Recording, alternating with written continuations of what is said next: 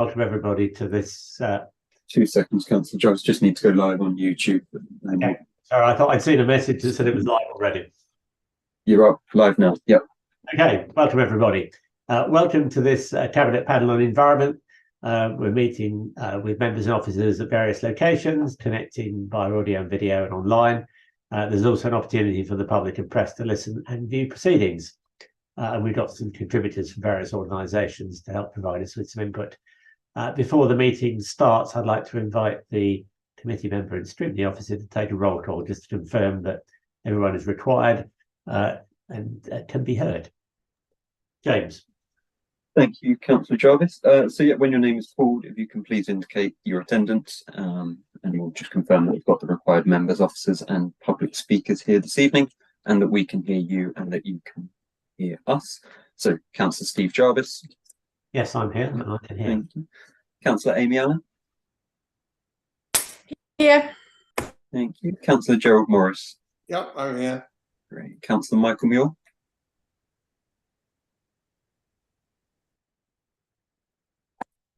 Councillor Muir, I think you're muted at the moment. If you just check, you can hear.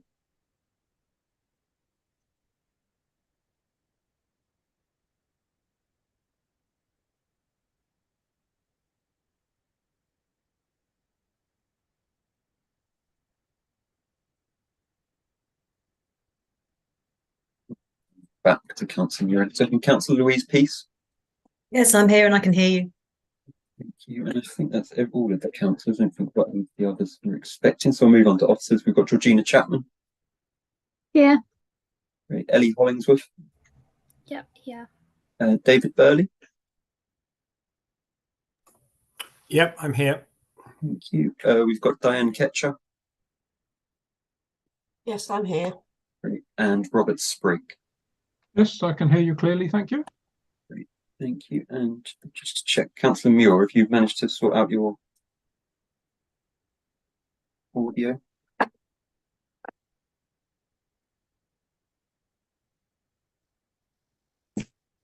Can you hear me now?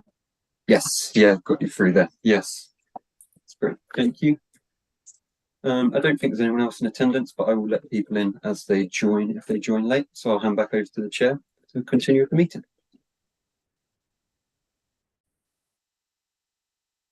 Thank you. The first item then is apologies for absence. Are there any apologies? No. Chris Hinchliffe is on his way. Okay, right. We'll no doubt see Chris later then. Okay, minutes of the previous meeting. So I suggest we take as read and approve as a true record the minutes of the panel meeting held on the 27th of September this year. Can I have do I need a seconder for that? Yeah, so is there anyone who's prepared to second that? Happy to second. Do we all agree? Mm-hmm. We do. Excellent. Okay, in accordance with the council's policy, this meeting is being recorded, and the recording will be available on the council's YouTube page as well as on the ModGov site. Members are reminded to make any declarations of interest. The detailed reminder is in the printed chair's announcement on the agenda. And I guess I shouldn't really have to do this for this panel, but members are reminded that the council has declared a climate emergency, which is a serious decision. And that means, as this is an emergency, all of us officers and members, and indeed members of the public, have that in mind as we carry out our various roles and tasks for the benefit of our district. Other business, there is none, which moves us on then to item 5, the work programme and action tracker. Georgina. Yeah. So I'll go through the information note first. So the information note highlights the topics that we agreed in the first meeting of the civic year. So today's topic is on waste. Just some updates on some of the work we're doing at the moment. So the Hertfordshire Climate Change and Sustainability Partnership had its annual event on the 7th of November, and North Herts leads on the biodiversity work programme through that partnership.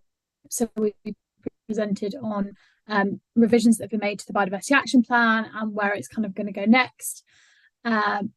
And everyone that attended had the opportunity to feedback on the plans, and we started working through that feedback to incorporate it. And the event was featured very briefly on the Channel 4 news that night. if you spotted us. The second round of Solar Together has now closed. At the time, 872 people, when I uploaded this information note, have registered. But I think I've got some updated stats. So as of Monday, 856 people had registered from North Herts, and 175 of them had accepted their offer for solar PV. The majority of them also adding battery storage to their system. And 41 people had registered for battery storage alone, so people that have already got their own panels, and 8 of those have accepted their offer for just battery storage. The kind of most common reasons for people declining their offer was around cost and personal financial situation.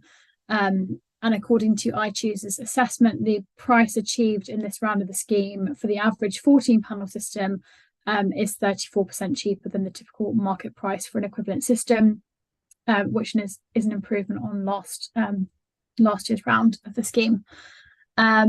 We have also, through the HDCSP, been drafting a climate-related risks log. So it's identifying risks to both council services and the wider district from climate impacts. And the idea is to kind of bring them all together. All the districts are kind of doing their own risk log to be brought together, and then kind of highlighting any mitigative action that can be taken. So that's been sent round now to service areas to kind of check that they're happy with the risks that we've identified. On to other stuff. So the Home Upgrade Grant 2 is a grant made available for retrofitting properties for those that are living in fuel poverty. And it's available for those that live in an off-mains gas property and have an EPC rating of D, E, F, or G, and a household income of below £31,000 per year.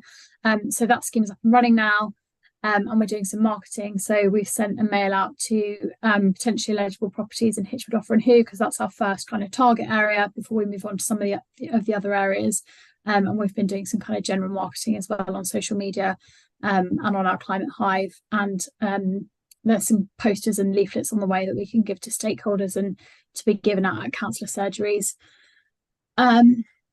Next thing is the public sector decarbonisation scheme. So we've had heat decarbonisation plans created for the 3 leisure sites, and we use these plans to submit an application to the public sector decarbonisation scheme last month for works to decarbonise the leisure facilities, and we're due to find out the outcome of the application by mid-March next year, and we'll update you accordingly. We're continuing the Climate Hive engagement page, and we also attended the recent Baldock Eco Festival. And then the last thing is the Community Investment Fund. So the council is running a community investment fund for community groups to do capacity building activities, and that closed for applications on the 26th of November. And climate and environmental and sustainability projects were listed in the criteria as an example of a kind of possibly eligible projects. So the applications are now being assessed by the team. So on to the action tracker. So to try and neaten it up a bit, we've started archiving the completed actions. So the tracker is now just for actions which are not complete or which are not started or which are ongoing. So there's a few things in there which are, the first one is for the community partnerships team. There are a couple in there that are on hold until the waste awareness officer is in post next year. And then there's one about opportunities to reduce idling. So the update on this one is that County Council have now developed a policy where idling is not permitted on any of their sites by staff, contractors, or members of the public. So that's the update on that. And then we had an action around discussing with the HDCSP into the issues and opportunities around idling enforcement. And someone actually else in the HDCSP beat us to it, and they've sent around a kind of email to try and stock check what the district and boroughs are doing around enforcement against idling on the roads, and whether anybody that. So that's going to hopefully be pulled together, and then we can look at issues and opportunities. I think that's pretty much it for the work programme and the information notes, unless anybody has any questions. Thanks very much, Georgina. Are there any questions? Gerald. Thank you. Georgina, thanks for that. Just a quick question. On the action tracker, most of the statuses are in green, barring 2 that are not started in sort of yellowy colour. Have any of them changed since last time? Has the progress? Most of them are ongoing. Is that kind of is that any different to last time? Ongoing? Probably not. No, the main difference is that the completed ones have been taken off. I don't think the ongoing ones have changed. Some of them, arguably could not change for a very long time in terms of kind of investigating idling enforcement and that kind of thing. And the sustainable travel towns will obviously take quite a bit of time as well. So a lot of them are likely to be ongoing for quite a long time, and the not started ones will stay on not started until the waste awareness officer is in post, at least in 2024. I mean, thanks for that. I mean, if you look at EP 38, encourage the use of recyclable cups. I mean, that's kind of forever, isn't it? That's an objective that will go forever. So it's kind of nice to have them, I suppose. And then the first one, EPA, proposal of surveying clients at best before ongoing. I mean, it's not going to change the world, what I'm saying now, but I wonder, it's something it's good to be reminded of things that you've always got to be reminded of, like the recycling, for example. Everyone wants to be, but people do forget this kind of stuff after a while. But I just wonder whether things that are never likely to, that don't mean much, I just wonder whether there's a point at all. No, I take your point. Really, just I take your point. I think you mean that we kind of maybe need a clearer sense of when an action is actually completed and needs to be kind of removed from. We can look at that. But also, I think, as I said, reminding people, there's nothing wrong with reminding people at every meeting of stuff, because as I say, people just, do forget. That's kind of clean it up is all I'm saying, I guess. I think the next meeting subject is to talk about achievements and progress that's been made. And I think one of the things that we probably ought to do is to identify, there are some actions which are things we need to do in the short term. There are some that are longer term, and there are some that, as Gerald just pointed out, are things that just going on. So I think we need to smarten up our way of tracking those actions a bit. And the next meeting talking about progress is probably a good time to talk about the way we're going to do that. Yeah, that's some good points, Gerald. Are there any other questions? Louise? Yeah, you were saying that the project on idling would be perhaps delayed or a bit slow to implement. What are the main reasons that there is a delay in bringing that forward? Is it funding or is it the resources? The idling enforcement applied to this email about whether they do or don't, and if they don't, why don't they? It's mainly around resourcing someone to actually go out and be, giving people fines for that kind of thing. That's the main barrier. I think that would be super popular, especially around schools, if you could, divert people in that direction. Yeah, I think there's certainly scope for doing more about the issue of idling at schools. And some of it is about enforcement, but most of it is about persuasion and awareness, I suspect, because you can't enforce very many places at a time. And there have been a few attempts to do that, but they've been on a fairly small scale. And I think it's something that we need to think about. And it's something we probably need to work with the county council on, because they have the relationship with the schools and they're responsible for roads where we might want to put signs. So I think it's something that we need to think about how we can work with them on. Are there any other questions for Georgina? Diane? I'm not sure if this is an appropriate time. I put it in the chat to Georgina, but I don't know if she's had time to see it yet. Talking about updating ongoing policies. That Plastic Free Letchworth is not active, as in the leaders are taking a rest. but we are still, I am anyway, still monitoring it, and Glenn Holt is still very active in his TerraCycle work. But how are the council getting on with, and are there any updates? I've got an update for about a cup, a town cup, if you want to know. What, sorry?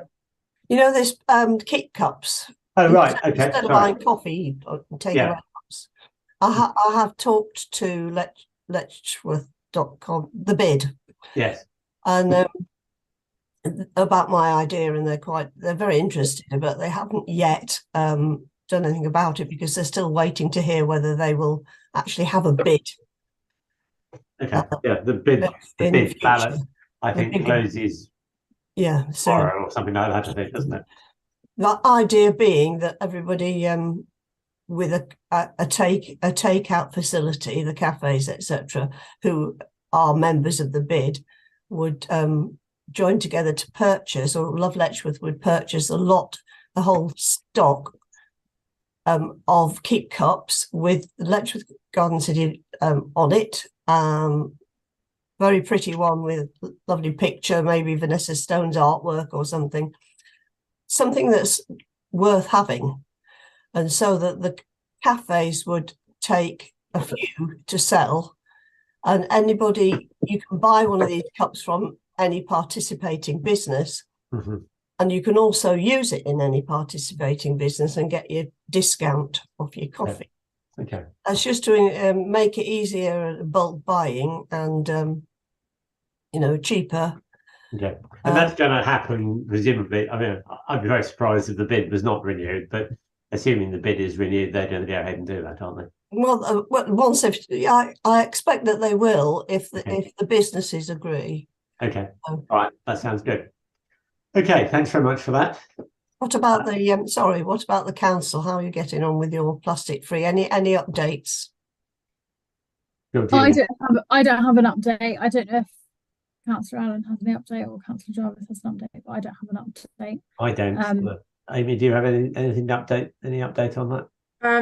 Do you mean regarding the soft plastics collection? Was that, or do you just mean? Oh, no, let's cover that in the. But I was going to put that in my bit, but I don't have an update to bring. Okay, all right, let's cover it there then.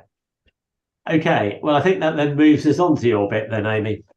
So, Amy, you're going to give us a presentation on waste and recycling. When you say presentation, it's that anyone. That's what it says in my notes. Organised and everything. I don't have any slides to give or anything like that. But I just wanted to talk about. So initially, waste was going to be talked about in January. I suggested we have it in December so that we can focus on one of the biggest producers of waste that we have as a yearly thing, which obviously ends up being Christmas. What I did wonder about whether to bring this up at the beginning or towards the end of discussing waste at Christmas. But so what I was hoping to do was just sort of discuss a few things, bring up a few things, make a few points, and hopefully have a back and forth discussion amongst us all about it and about things that what we do to actively reduce our waste at Christmas, and then some other factors to sort of take into account about how we do it. So the waste is the tail end of the impact of Christmas. So I'm going to focus on the reduction of the initial carbon footprint, and which will therefore reduce said waste. The problem we have with things like Christmas waste is it happens once a year, which is fine. Wizards do not get their wish, but it's thrust upon us every year, and as it always does, and we don't want to think about Christmas until it's near December, and then December arrives and it's suddenly here and everyone panics, and you don't get much opportunity to practice your sustainable living in the Christmas scenario because it only happens once a year. You're not doing it every day, every week, etc. So you don't get regular practice at it unless you've planned ahead. And I've not met many people who are thinking about Christmas in the spring and the summer. So there's that. So we inevitably, even when we try really hard, we inevitably indulge more, we buy more, we travel more, we use more stuff. There's this big rampant consumer thing to buy more stuff and spend more money and things like that. And there's having less for Christmas is a really good way to tackle environmental issues, reduce waste. It can save you a lot of money. It can save on, reduce your carbon footprint. You can, being more mindful about traveling and things like that. Do you really need to send cards to absolutely everybody you know, or just a couple of cards to key people you want to stay in touch with and haven't really seen? Is it worth sending maybe an e-card or a message or a phone call? Would that be better? Taking those sorts of things into account. Just lost my place, I'm sorry.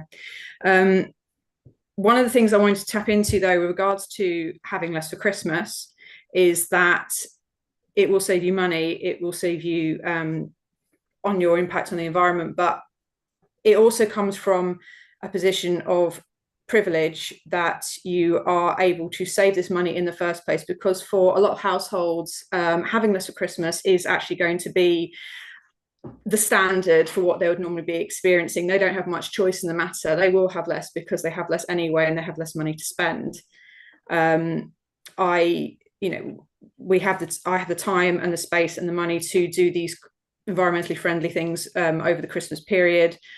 Other people just won't have the choice in that. And so if they aren't able to do the environmentally friendly option, the cheap plastic option ends up becoming a thing. And that is something I do want us to keep in mind, because everybody in this room thinks about their impact on the planet. Everybody in this room thinks about the environment whenever they have to make use of their car or have to make use of something, or in the little things you do every day.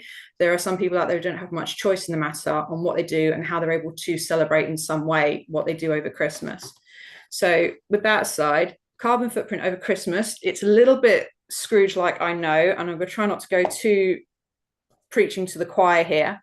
But what I wanted to focus on was if you think about what you can do over the Christmas period, and think about, it'd be worthwhile writing this down actually, what you can control in what you do over Christmas, what you can't control over Christmas, and then that little crossover in between of what you can influence to enforce a little bit of a sustainable Christmas in what you do. So what you can control is how much food you buy, what you have in your house, what kind of, if you do presents and things like that. You could how you travel, how you celebrate and everything. You can't control what other people do in their homes, obviously, but you can influence in the way you do something. So, for example, you could influence in how you would wrap your Christmas presents. Here's a fun fact. First fun fact, we, as the UK, use approximately 227,000 miles of wrapping paper each year, which is apparently enough to go around the earth about 20 odd times. Although that's a big thing to imagine. If you just imagine the whole entire expanse of land in front of you just being carpeted in wrapping paper, and it will go further and further and further and further than what you can see, that's how much wrapping paper gets used. And quite a lot of it, obviously, probably having glitter on it, being foil-based or anything like that, we can't actually recycle it. So it ends up in the residual waste. So there are other ways that you can do it by presenting gifts that are wrapped in brown paper, which we can recycle. You could look into the art of, I'm going to absolutely butcher this pronunciation, I'm certain, but you could look into the art of, she says, I wrote it down, it's not here, it begins with an F, the Japanese cloth tying, so that you can have it, so you can just repurpose that every single year. I wrote it down, furoshiki, there you go. So practicing the art of furoshiki, which is, instead of using wrapping paper, which gets used for a matter of seconds, you can repurpose it and reuse it every year. You could give gifts in said furoshiki and then have a note inside saying, don't throw this away, please repurpose it for yourself, or I'll have it back and I shall reuse it next year. Also, apparently I've heard it's a lot quicker to do that than it is to wrap with paper. So that sounds really good to me. And as always, things like discussions about, discussions about things like food waste. There is the influence you can have in, so obviously buying less. You never actually need as much as you think you do. I've always found that to be the case. Repurposing your decorations and your trees and things like that. I've had the same Christmas tree now for 12 years, and it was about 10 years old when I sort of inherited it, and it's still going strong. It is plastic, and that doesn't make me very happy, but I am just repurposing rather than cutting down a tree, although there are other environmental factors. I just don't like the idea of cutting down trees. And I'm just going to wrap it up. I do want to actually get into having proper discussions about it rather than just me rambling, if that makes sense.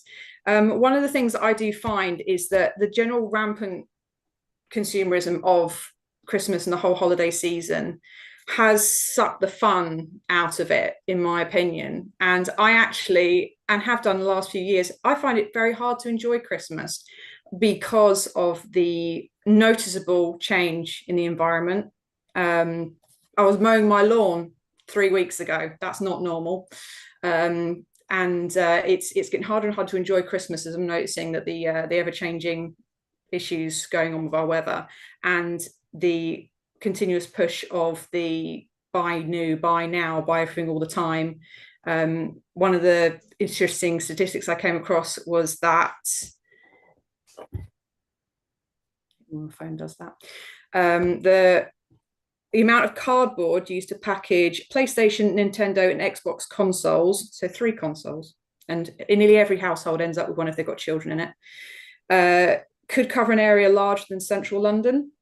So if you just imagine that laid out, that's just packaging of 3 things every year at Christmas.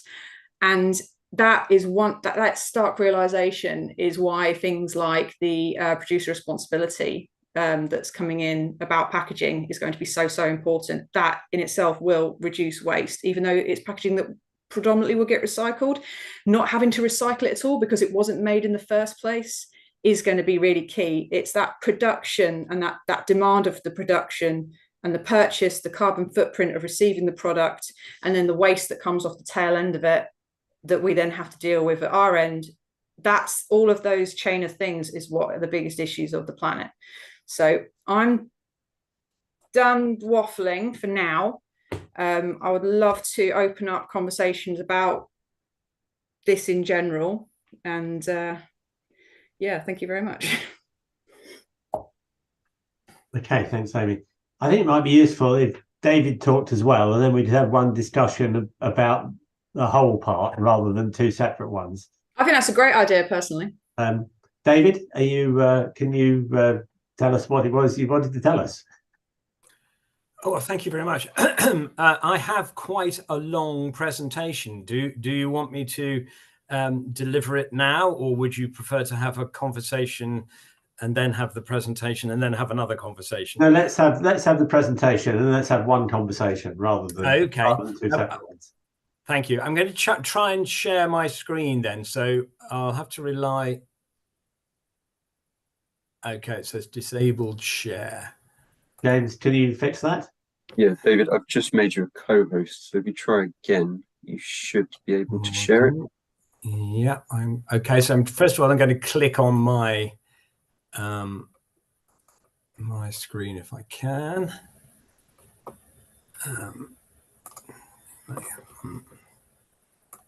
It should be wanting to let me. I can see screen. I can see my screen, but I don't seem to be able to. Okay, good. It's coming through. Right. Now I'm going to try and trigger the actual presentation itself. Can you see that? Yep. Yes. Yep. Okay. Thank you very much, and thank you for the opportunity to speak to you this evening.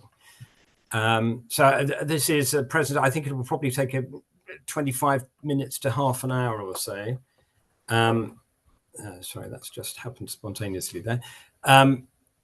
So I'm going to focus largely on our worth saving campaign to reduce the amount of edible food waste, which is wasted across Hertfordshire. But I thought I'd begin by saying just a little bit about the Hertfordshire Waste Partnership, which is all 11 Hertfordshire councils working together to promote greater understanding of waste recycling and waste minimisation. and the successful 30-year partnership, in fact, delivering campaigns and initiatives that 1.2 million people can get access to. Anyway, let's begin by considering how much waste there is. Okay. No, sorry, my presentation seems to have frozen, which is a little sorry about this.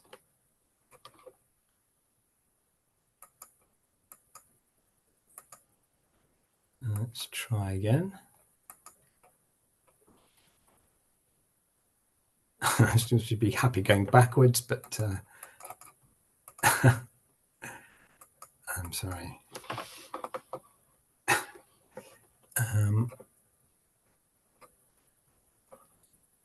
I can't really understand why this is. Sorry, let me scroll all the way through, giving you a preview of everything here.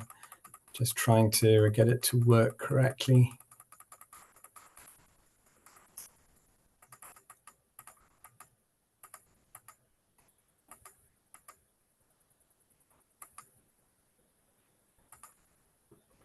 There's lots of interesting stuff flashing by there. I know. I'm sorry. I'm afraid I can't seem to get the thing to.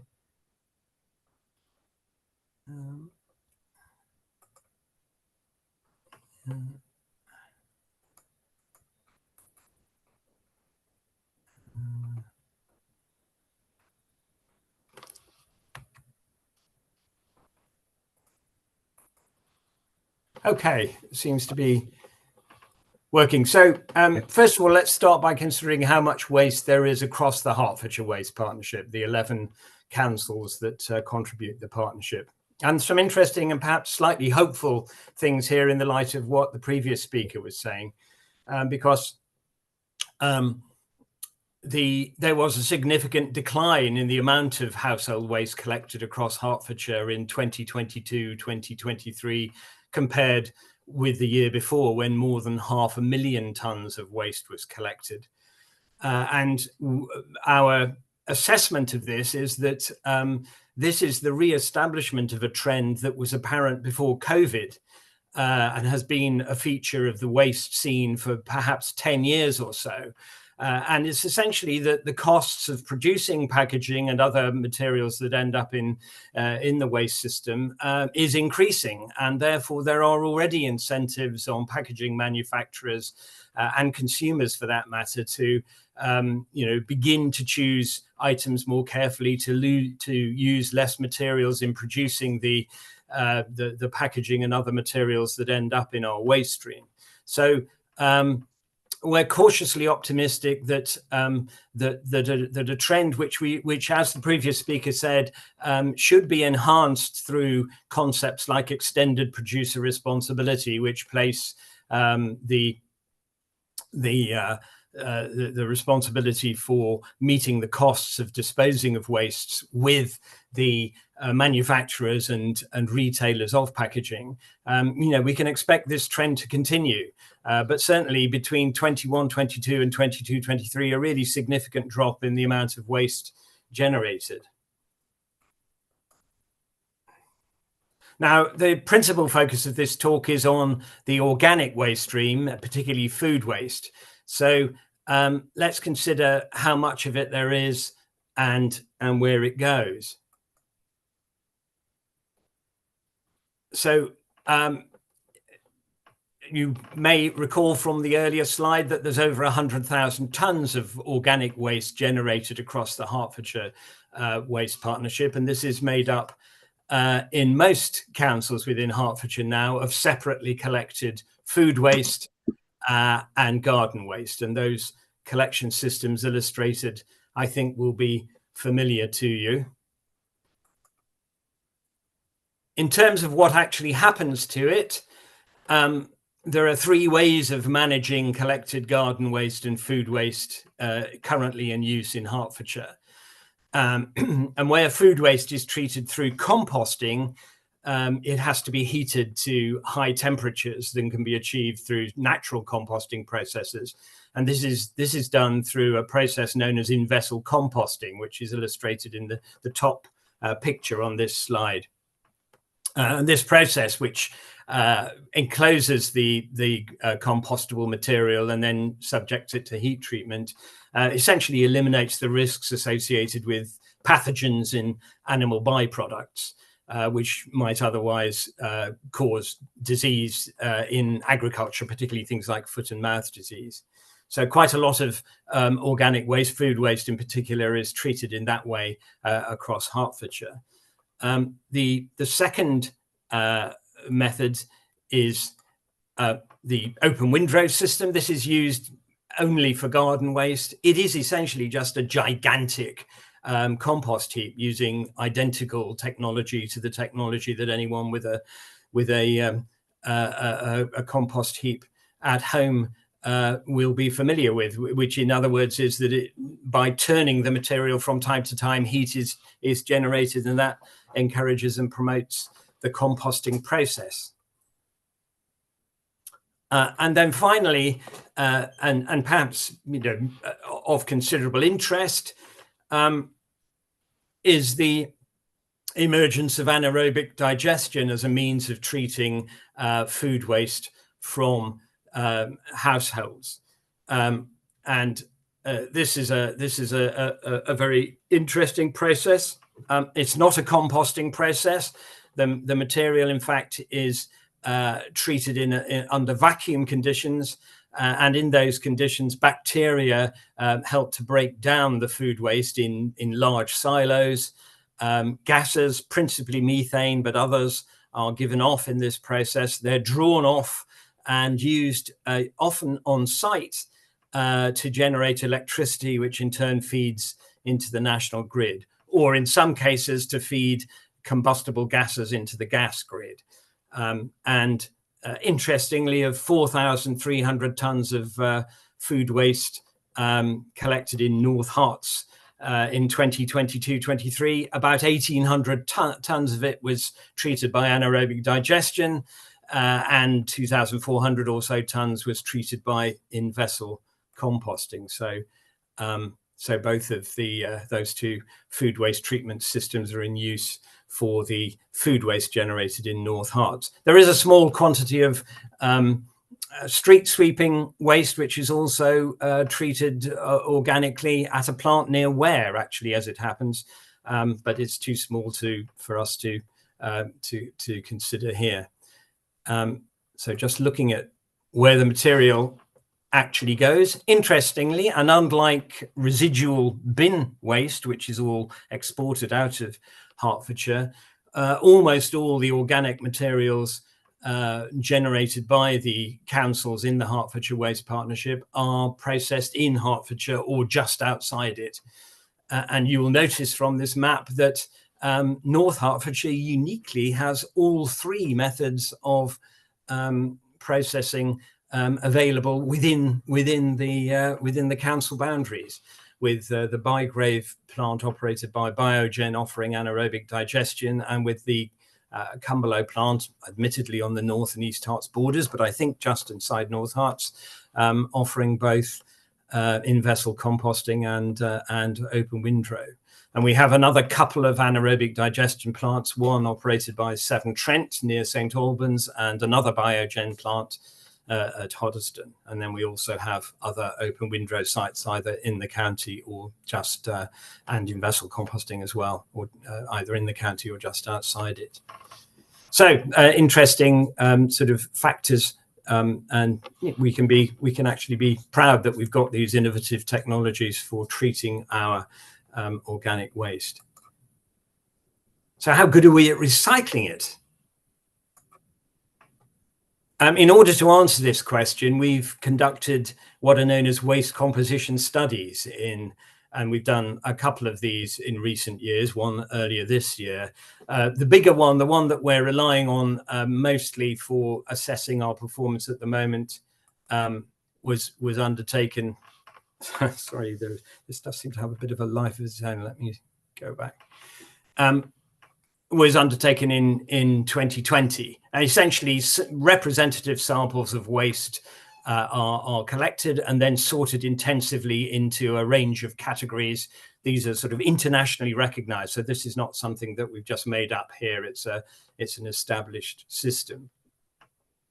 And what has been found is that if we consider the residual bin waste, the waste that goes into people's bins, we can measure the performance of our recycling schemes by looking at how much recyclable material is still in representative samples of bin waste. And so using the analysis and using the recent figures on residual waste, we calculate that typical bin contents across Hertfordshire, just over half of it is non-recyclable waste. But just under half of it could have been either recycled or prevented altogether. And as you can see, there is a significant organic fraction left in the rubbish bin, which could have been treated in another way. And using mathematical modeling, we can take those findings and we can estimate that at the moment, just over 60% of the available organics generated across the households within the Hertfordshire Waste Partnership is captured, collected for recycling, and just under 40% is still in the bin, in the rubbish bin. We might think that our main focus should be on trying to recycle that. I'm going to argue that, in fact, we should focus on trying to prevent it altogether. So how might we go about that? Can we reduce it? And can we particularly focus on reducing the challenge of edible food waste? And it is indeed to address this particular problem that we have over the last year been developing our hashtag Worth Saving, Save Food, Save Money initiative, aimed precisely at trying to reduce the amount of edible food waste in the waste stream. So what do we mean by edible food waste? It essentially refers to food that could have been eaten, but for various reasons we've thrown it away. Sorry, this thing is running out of control again. And indeed, in the top picture of this slide is food that my colleague and I actually recovered from a waste composition exercise we undertook earlier this year. This material in the top picture had been set out by residents in their food waste recycling. It had been taken by the food waste analysis team and treated in a very similar way as though it were being collected for reprocessing. And then we recovered it from the sorting table and we washed it and photographed it. And so you can see that edible food is not just food that's gone off. It's food that for some reason people have thrown away, even though it's perfectly edible.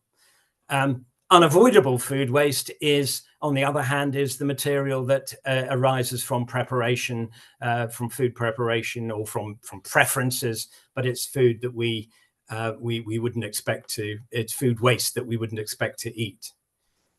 So what's the impact of actually wasting edible food? Well, the first thing, as I'm going to show, is that there's a very large quantity of edible food collected by councils. I'm sorry about this. I must try and sort out why this is trying to rush me along. A second reason for focusing on the challenge of edible food waste is the cost, both to households and to councils, obviously, of buying it to throw it away. And then thirdly, there's a major environmental impact of just wasting edible food, and we'll touch on those briefly.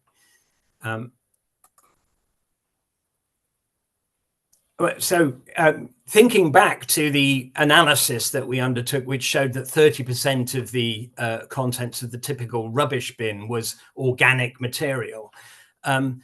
When we dug a little bit deeper into that, we found that 3/4 of that was edible food.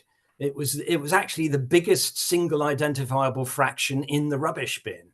And it really, in effect, just under a quarter of the contents of the rubbish bin as a whole. And there's far more edible food in the average rubbish bin than there is either unavoidable food preparation waste, or for that matter, garden waste. The overwhelming proportion of organic material in the typical bin we found in our analysis, and this has been found in other councils as well, was avoidable edible food. There we are. And indeed, it is the case, or we established in 2023 when we looked in detail at the composition of food waste in food waste recycling, as well as in food waste in the residual bin. We found that at least half, and in some cases more than 2/3 of the food waste collected by councils, either in recycling schemes or in the rubbish bin, is edible food. We now know also what the principal edible foods wasted are. About a quarter is meals that have just been thrown away, leftovers mainly. 20% is fresh fruit, fresh veg, and salad, and just over 10% is bakery products. So we know how much food is being wasted, and we know what the major elements of food wastage are, and these can help us in developing a campaign. Interestingly, the WRAP organization, which is a government-funded body, estimates that wasting edible food costs the average family £720 a year. And we know from surveys, from a major social survey in Hertfordshire carried out earlier this year, that cutting back on food is a major consequence for many of people living in food insecurity. And indeed, there are initiatives in the county now to help people who are living in food insecurity. So we've got this paradox of large amounts of good food being thrown away, but people not having enough to eat. And then the third factor, of course, is that edible food harms the environment. Edible food waste harms the environment, and you may be aware that the problems of food waste are being discussed at COP28, and that's because there's now an understanding that all aspects of the food production system contain challenges for the climate through greenhouse gas emissions. Indeed, it's estimated that 8% of greenhouse gas emissions are caused by the wasting of edible food. Now, obviously, we've got to eat, but we can obviously do something about the amount of edible food that we're throwing away. And the role of agriculture in other aspects of the environment as well is huge. I mean, 96% of all mammals are livestock, agriculture demands vast amounts of the world's resources. And so, again, it's incumbent on us to waste as little of the bounty as possible. It's not surprising then that the various UN programs, not just COP28, but the Environment Programme, the Food and Agriculture Organization, and the Sustainable Development Programs all have avoiding edible food waste as a major part of their programs. And that's the background to us developing this initiative, which we are promoting across Hertfordshire. As soon as it became clear that there was this serious problem of edible food in the waste stream, we began a program to survey people about the reasons why food gets wasted in the first place. And there's no rocket science here. These are probably answers that we would all come up with if we were asked, but it was useful to have them confirmed by actually asking people what the challenges were. And this in turn led us to develop a simple program that people can follow, and this is available online and in written form, to help them manage the way in which they plan, shop, store, and then eat the food that they buy. And this links to established sources. We make no pretense to originality. We shamelessly link to established apps on how to develop a shopping list, how to make sure that you don't duplicate what you're buying, how people can imaginatively use their leftovers. The end product being a series of simple, we hope light-hearted and fun measures that people can take and really engage in, which will help them manage the amount of edible food that they waste. And this program is available online, and we also print leaflets to give out.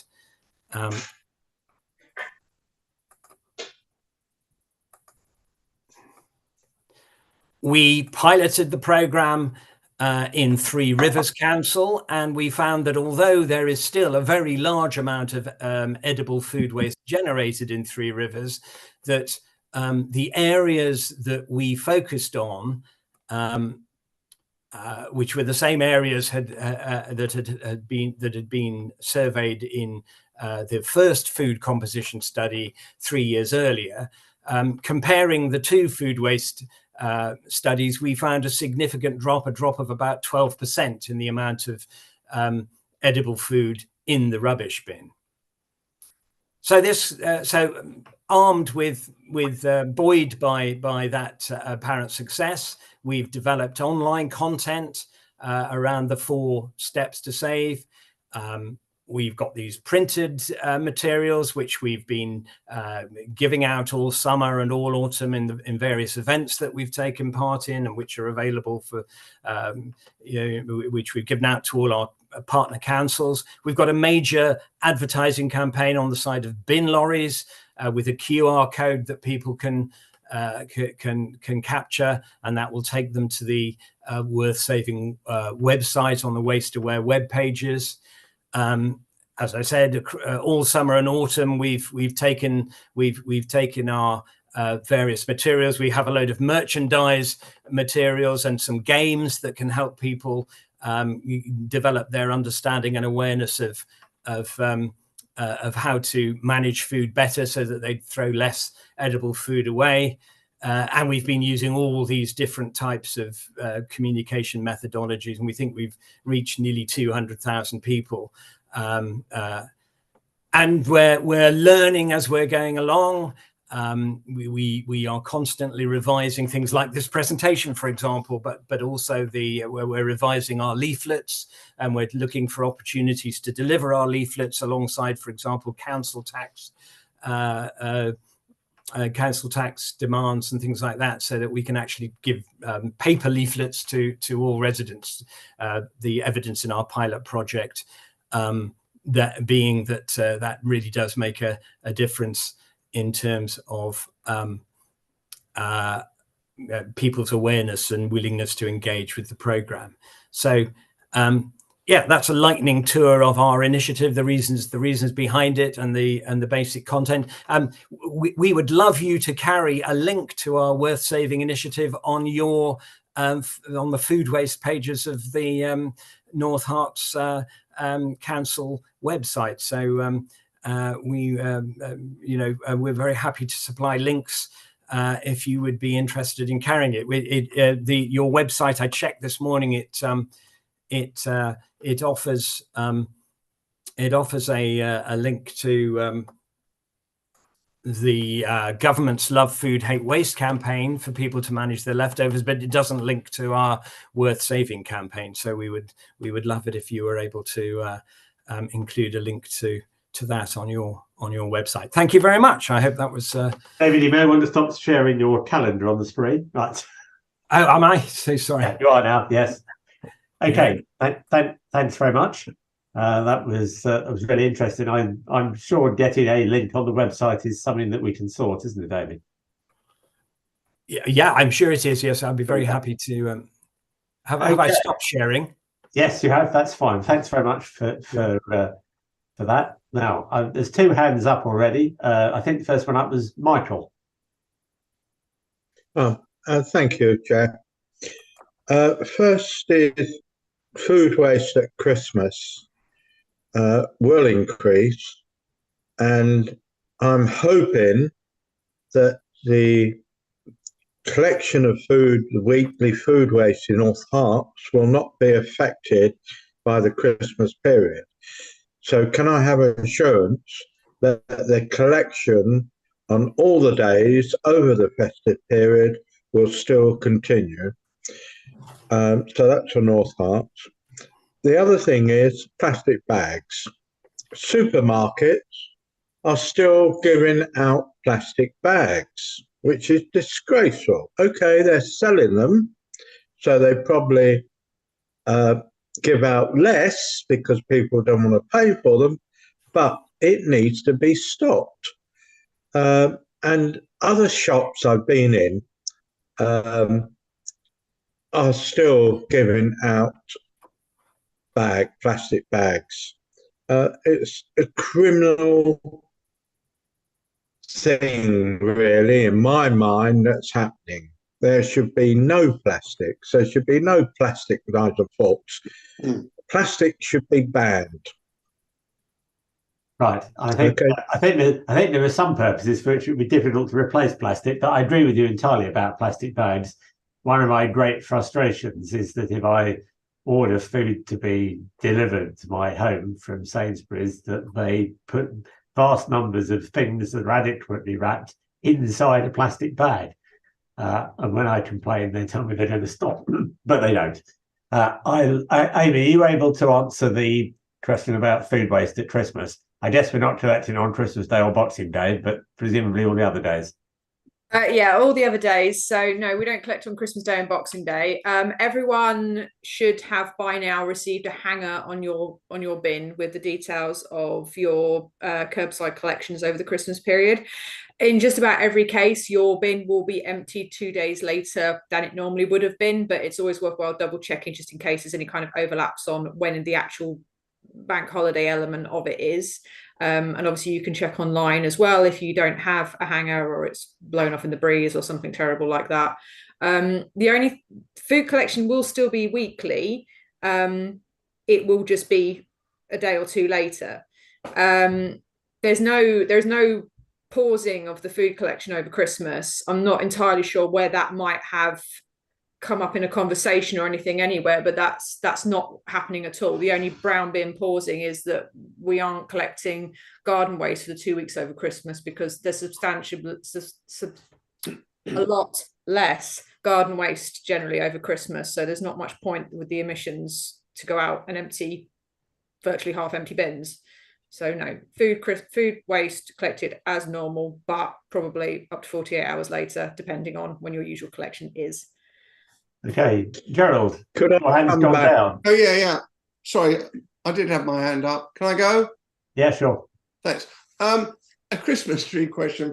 I don't want this to take too long. Are we sure that reusable plastic Christmas trees are environmentally better than real Christmas trees? I know they last for years. They come from China by and large with a whacking great carbon footprint, plus the fact they're obviously a petrochemical product anyway. As I say, I appreciate they come from a long way. I have a plastic reusable Christmas tree because it's easy.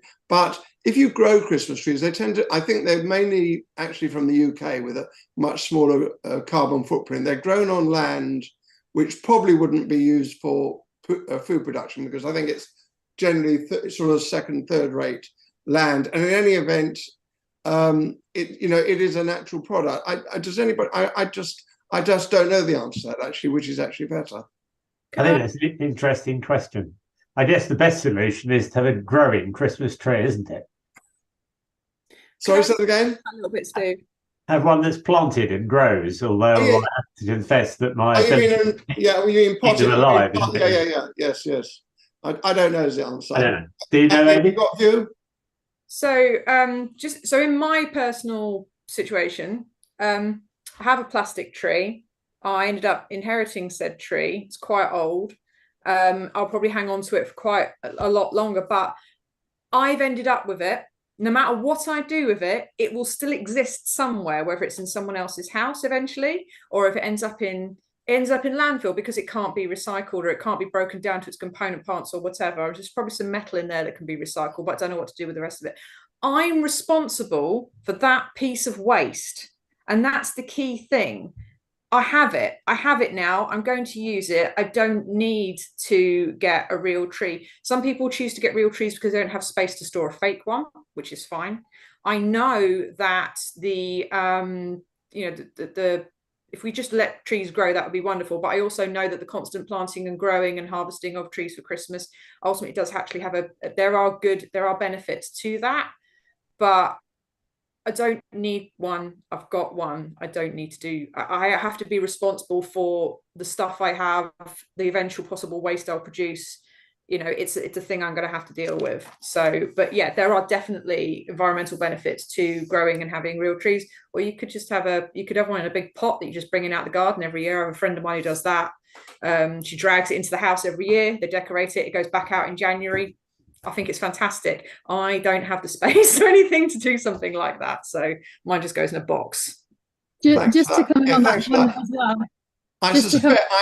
I suspect, as I say, although I've got a reusable Christmas tree like you, Amy, I suspect that a real Christmas tree is better because, of course, you can compost it as well when you finish with it. But anyway, we'll move on. Thank you. We did some research on this a couple of years ago and a bit this year when we were doing some climate comms, and essentially the answer was just that it depends whether, what you're doing with it after you've used the real tree, how far your real tree's travelled, or then if you're getting a plastic tree, you need to use it for ideally at least 10 years or longer.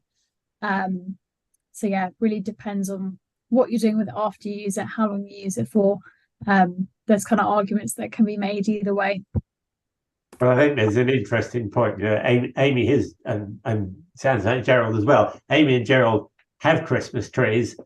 Most of the environmental impact occurred where they were made. If you just keep them and use them year after year, their additional impact is probably near to zero. So perhaps the answer is whatever you've got, you should stick with it. Which probably doesn't just apply to Christmas trees either. Thank you. Diane. Going back to food waste and David's presentation, which I thought was very good, David. I enjoyed that enormously. I've seen a lot of this before because I was trained as a waste warrior in the times when you had this scheme where you with Garden Organic, so that waste warriors go around and influence people and teach them how to compost. Anyway, my question is about anaerobic digesters. It's my belief, I thought anyway, that they the energy made by the anaerobic process went into local households and fueled, provided energy. Is that not right, John? You're shaking your head. No, I know when TTL transitioned our electric was in its younger days, we were treated to a visit, weren't we, to the Biogen digester, and we went round and I thought they produce energy. They're not. Do.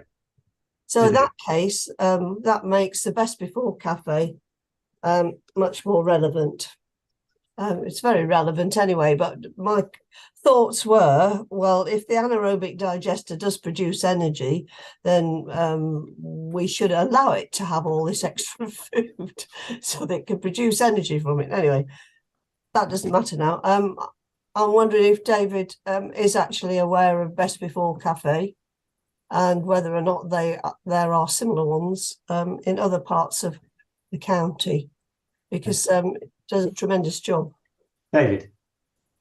We are aware of a number of initiatives which make food that would otherwise be thrown away available, particularly to people on low incomes. And where we hear about initiatives like that, we can feature them on our Waste Aware web pages.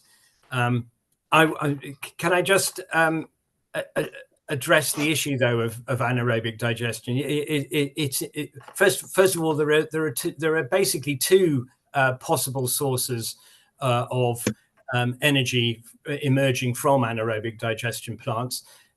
Ones that were built in the 10 to 20 years ago tend to have, or even 5 years ago, tend to supply electricity because there was a non-fossil fuel obligation grant which steered, and other financial incentives which steered the developers of anaerobic digestion, which essentially, by the way, is a tool used for managing agricultural waste. It's a relatively recent innovation that to segregate food waste from local authority in council waste and provide it to anaerobic digestion. But yeah, most of the Hertfordshire anaerobic digestion plants, or all of them, I think, generate electricity for the grid. But newer anaerobic digestion plants supply gas to the gas grid, so they can do either. And it really depends on what sort of financial incentives there are around for developers. At the moment, there's a gas sort of subsidy available. A few years ago, there was an electricity generation subsidy. So that, but it's methane and other combustible gases, and they can be used either on site to generate electricity, or they can be pumped into a gas grid for consumer gas. But can I emphasize that by the time if edible food waste reaches anaerobic digestion, the damage has already been done. If we're throwing away edible food, we are participating in a chain of the generation of greenhouse gases, which anaerobic digestion will not compensate for. The damage has already been done. What we need to do is take less land for food production and allow it to be used for other purposes to support, to improve biodiversity, as well as to hopefully capture carbon. And the challenge of edible food waste is that it may represent as much as getting on for 10% of the total greenhouse gas emissions, but they have been produced by the time that food reaches our plate. So if we put it in the waste management side of it is actually a very minor part of it. I'm afraid what we need to do is use less food. and then there will be up-chain impacts on first of all on supermarkets, and then on wholesalers, and then on agriculturalists, and we will have a more rational food system. Thanks. Yeah. Michael, thank you. I'd like to come back on AD. When we at North Hart started to collect our food separately, food waste, it still went to Cumberlow Green because of the contract and was mixed in with the garden waste. Now, that contract is finishing soon, I believe. So as soon as that finishes, that food waste that North Herts collects has got to go to an anaerobic digester. One advantage with anaerobic digesters is that what's left when it's all consumed is about 20% of the load of stuff that went in there, and that is then used as fertilizer for farmers, which is organic fertilizer.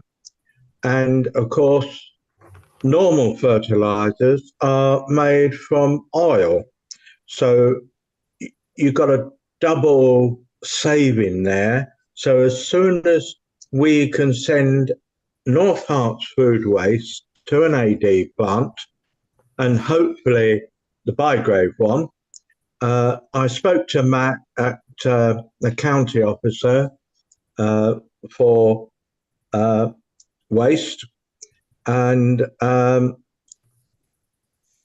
contracts are being asked pretty soon. So hopefully our food waste will go to an AD plant just outside Baldock.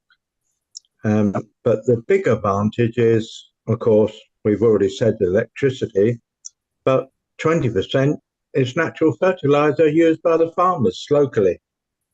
Thank you.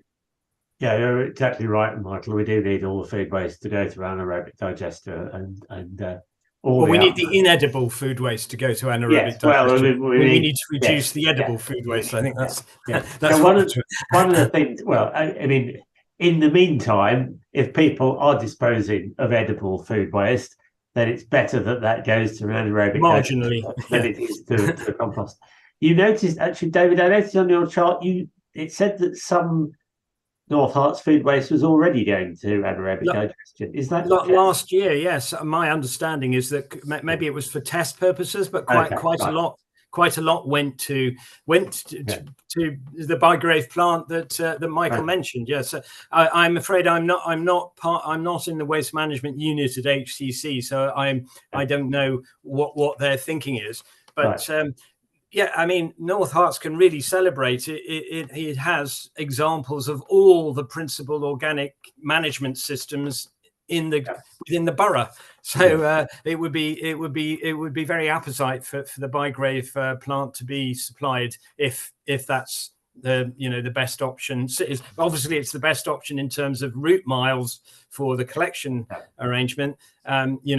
Whether the contract works out is of course another matter, but I would imagine if it didn't go there, it would go to St Albans, so it won't be travelling far.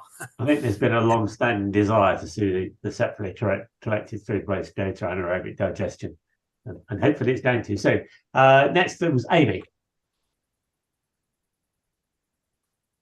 Yeah, we've been working really hard on that contract, so this that would be good.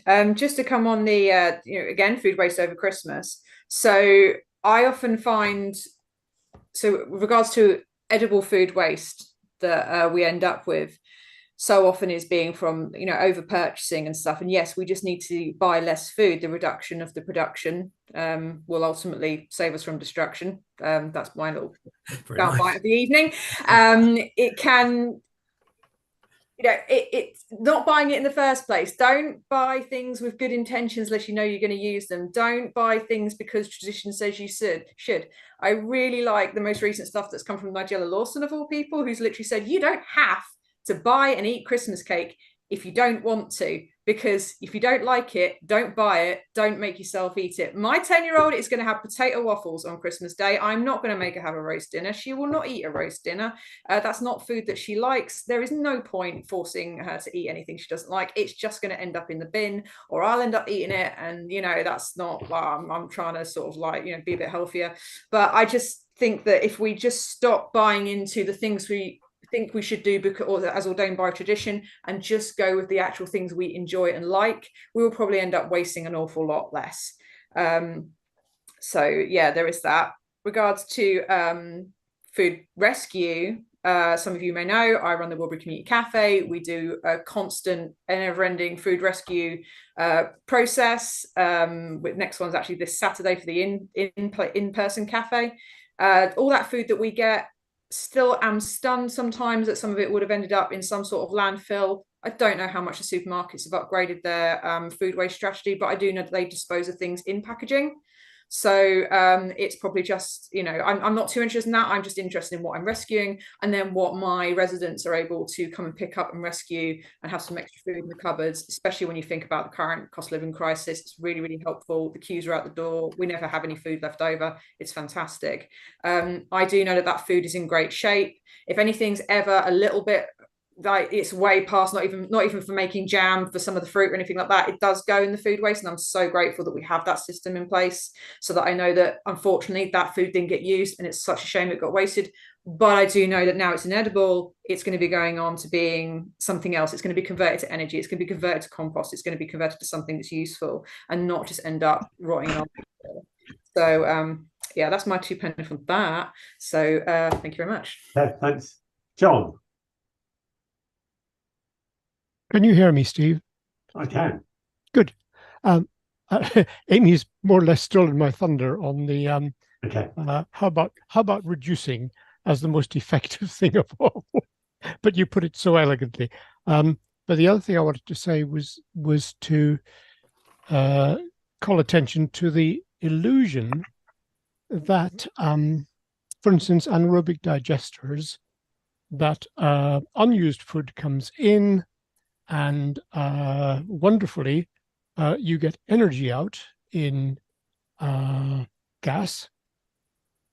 You can run diesel engines on site, as at biogen facilities, and export electricity. That's been pointed out.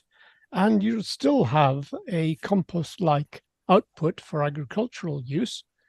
And the whole thing sounds as if that's the whole story. Well, of course it isn't. For a start, there's packaging comes in with this, and forks and plates and goodness knows what for catering establishments. You really can't stop that. And so there's a bit of wastage along the way with that. Some of it is inert, so that's harmless from a landfilling or land raising point of view. I doubt any supermarkets let any food go to landfill. I know that gets emphasized as if people still did it, but that's a ploy. Recognized as bad practice. But the main illusion is that you've got a sort of 100% of valuable things coming out of this, and something called a Sankey diagram shows you that that does not happen. You've got material going in, material going out. Those will be the same if you include the weight of gas. You've got energy going in and energy going out. Well, there's wastage at every stage of every process along the way. Whichever way you go, you're going to get less out because you're warming the atmosphere, the plant, the vehicles, and so on along the way. So no, you don't get approaching 100% of anything under any circumstances. That's just the nature of industrial processing. Can't be helped. I just wanted to say that. Yeah, I think that's absolutely true. I mean, I think the point that many people would make was that although it would be better not to have the waste food, and in some cases it's clearly avoidable, and in some it's much more difficult to avoid, anaerobic digestion is the best thing to do with it once you've got it. It's significantly better than either landfill or composting from a carbon point of view. Definitely. Yes, thanks, Chair. Just a few points on the on anaerobic digestion, and indeed other methods of managing food waste. It's important to understand that we're not that good at capturing inedible food waste. I didn't go into it in the presentation because it would have made it too long, but one of the things we looked at in our recent survey of waste profiles in three councils in Hertfordshire was the capture rate, the so-called capture rate for inedible food waste, and it's much lower than the capture rate for typical packaging in dry recycling.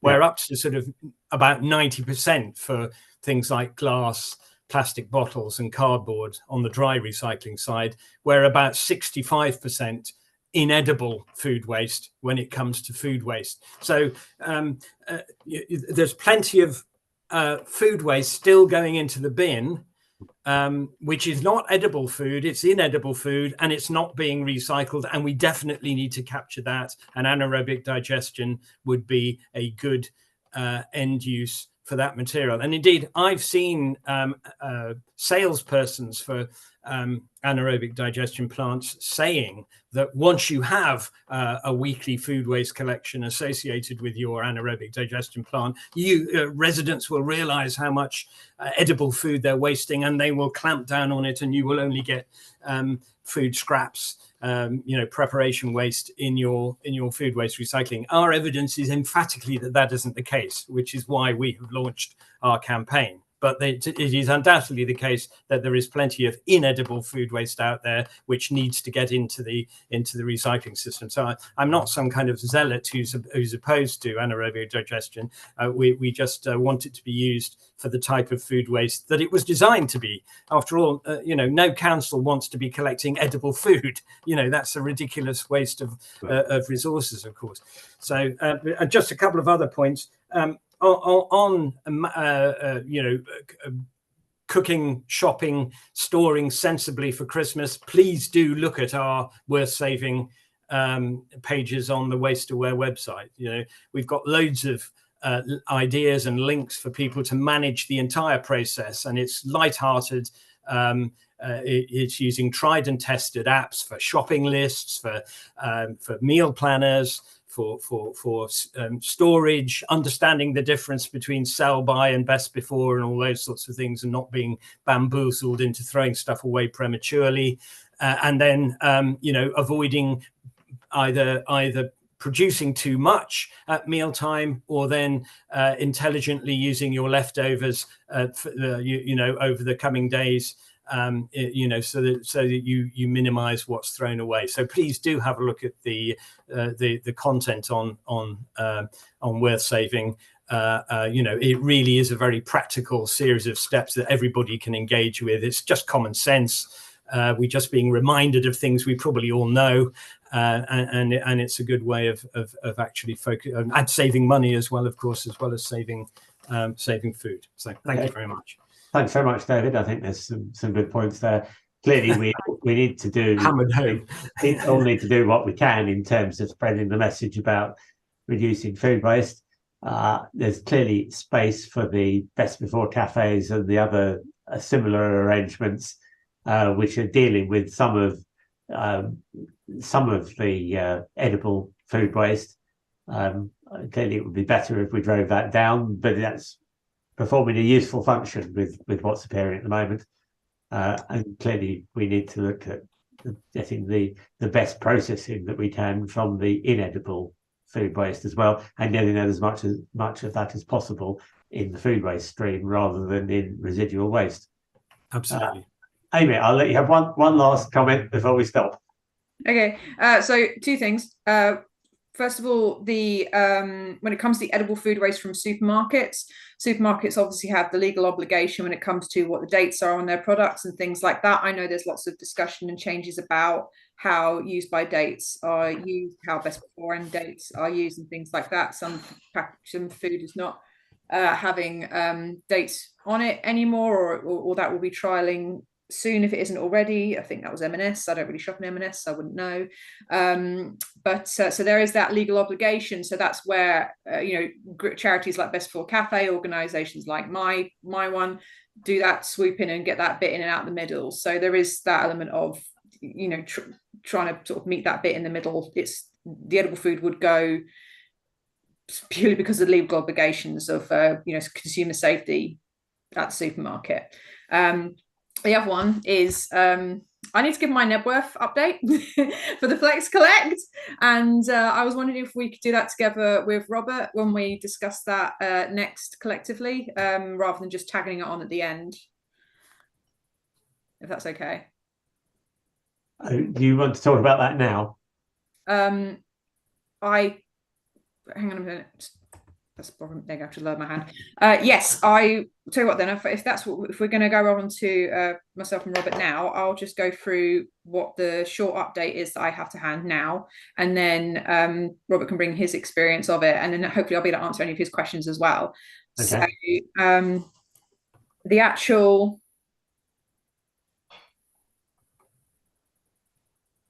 Very helpful. So anyway, the new soft plastics curbside collection project, Flex Collect, it's now underway. We've got 2,000 or so households participating in the trial. The first collection brought in 391 bags of soft plastics. And then the second collection, which we've just done, saw a 56% increase on that. So that's approximately, I did write it down, I'm not very good at maths. That's approximately just shy of about 500 or so bags of soft plastics. So that's really good. We had it was a very short lead time, this project, so that first collection probably didn't give people much time or much product to fill their bags with. And we've had, during these collections, when they happen, we've had project managers and crew on the ground, part of the crew, talking to residents, talking to the crews, trying to get feedback and things like that. But overall, at the moment, it's looking really quite positive. The whole point of this is to try and find any potential issues now, so we don't have to end up with them in 2025 when we're trying to roll out to the entire district and then have issues. So that's the general point of this. So that's my update on that. And then if Robert wants to talk about, as a resident, his experience, and then perhaps we'll go through some Q&A with that too. Robert, did you want to add anything? Yes. Oh, quite a bit, thank you. Yes. Right. Some reason we were chosen as the trial area, which is great. Are we the only one in the whole of Hertfordshire, or is this just the whole of North and East Hertfordshire? Just for context, that was all. Right. So the bags and leaflets were left by the curb. So for those of us with driveways, it was right down the bottom, and the leaflet could have easily been blown away. That didn't seem like a very good idea, because people got the bags, but unless they'd carefully read the previous leaflet from a week or two earlier, they wouldn't have actually really understood what was going on. So the idea of leaving a leaflet at the bottom of the drive was not a smart move. The uptake on my road, this is personal observations, right? The uptake on my road I thought was very good. I can't imagine that everyone had been taking their wrappers to the co-op in the village or to the local Tesco's. Of course, I could be wrong there. It appeared, from what I could watch outside, it appeared very easy for the bin collectors to actually handle these bags, because they were just put on top of the paper box collection. On our village Facebook site, one resident for some reason got the idea that it was just going into the rubbish collection. I don't know how that happened, how they got that idea, because I'm not actually on Facebook myself. Right, there's been plenty of conversation on the Knebworth Environment Group Facebook. About 20 members were very positive, saying it was easier than taking it to Tesco's or the co-op, and how much less therefore was going into the landfill bin. So that was positive. So we've got the questions then about what's happening to the plastic that's collected. How is it actually being recycled? There's several things there, so I'll come to the other points of a similar nature in a moment. Number of the people did not get bags delivered in the first instance, although emails did get a quick response. Deliveries don't seem to be quite so quick, so delivering the bags to people that somehow missed out.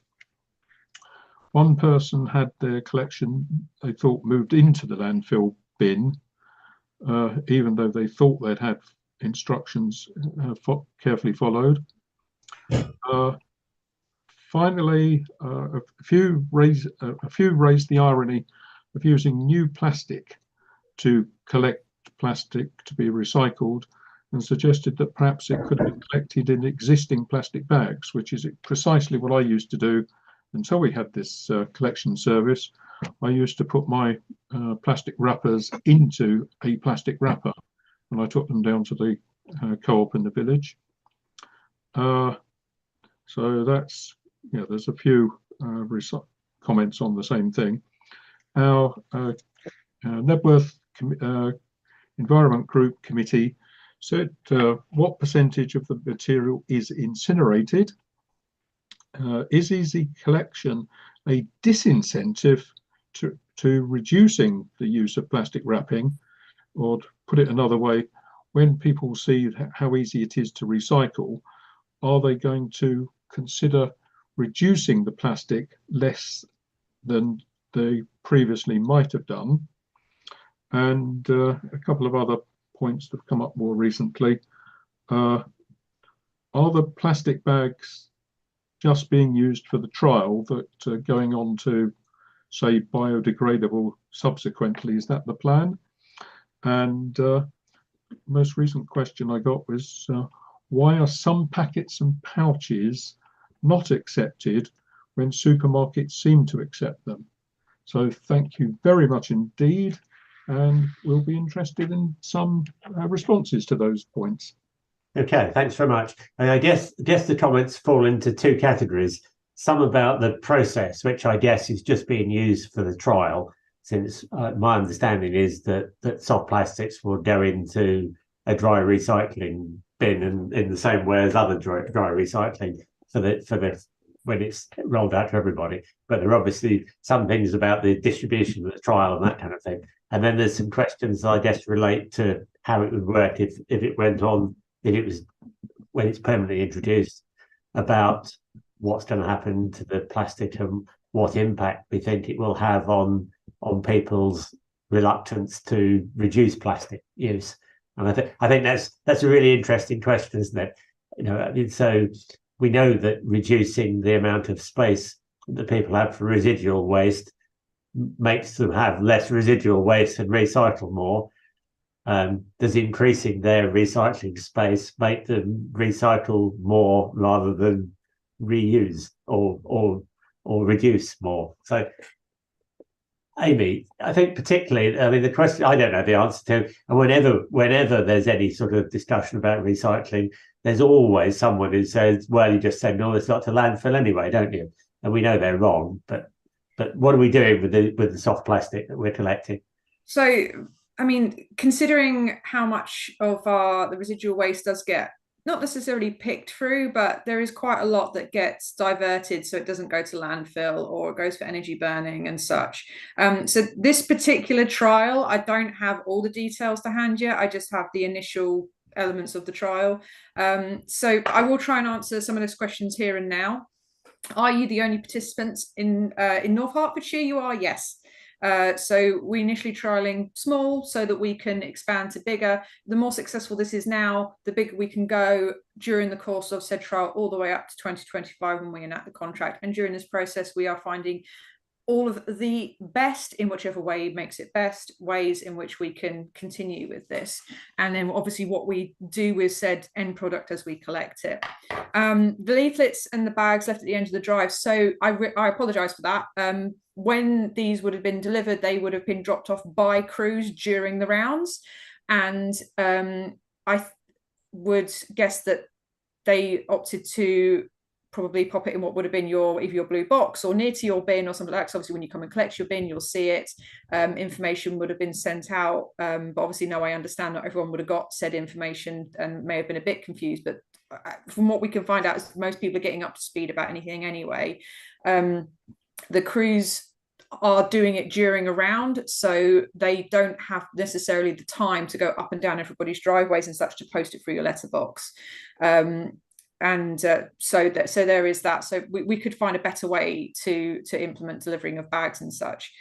We are delivering plastic bags because we want everyone to be able to have a separate thing to use, and so that the soft plastics recycling is easily identifiable for the crews to use. If you have just sort of regular shopping bags or anything like that, you're sort of reusing when you've brought home from the supermarket to then also go off and to be used. Sometimes things aren't necessarily identifiable.